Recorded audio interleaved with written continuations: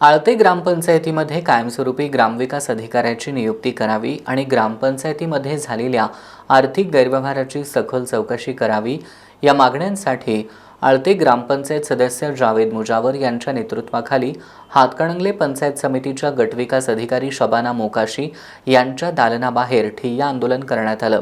गटविकास अधिकारी शबाना मोकाशी यांनी आश्वासन दिल्यानंतर ठिय्या आंदोलन स्थगित करण्यात आलं। हातकणंगले तालुक्यातील आळते ग्रामपंचायतीमध्ये कायमस्वरूपी ग्रामविकास अधिकाऱ्याची नियुक्ती करावी आणि ग्रामपंचायतीमध्ये झालेल्या आर्थिक गैरव्यवहाराची सखोल चौकशी करावी अशा मागण्या आळते ग्रामपंचायत सदस्य जावेद मुजावर यांनी केल्यात।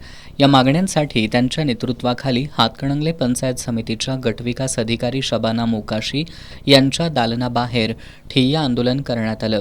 मागण्या मान्य झाल्याशिवाय इथून उठणार नाही असा ठाम पवित्रा आंदोलनकर्त्यांनी घेतल्यानं अधिकाऱ्यांसमोर मोठा पेच निर्माण झाला होता। अखेर गटविकास अधिकारी शबाना मोकाशी यांनी आंदोलनकर्त्यांच्या मागणीनुसार पुणे विभागीय आयुक्त कार्यालयाकडून नियुक्त झालेले ग्रामविकास अधिकारी नागर गोजे यांना तात्काळ पदभार स्वीकारण्याचे लेखी आदेश दिले। तसंच तथाकथित गैरव्यवहाराबाबत सहाय्यक गटविकास अधिकारी यांच्यामार्फत चौकशी करण्याचं आश्वासन दिल्यानं ठिय्या आंदोलन स्थगित करण्यात आलं।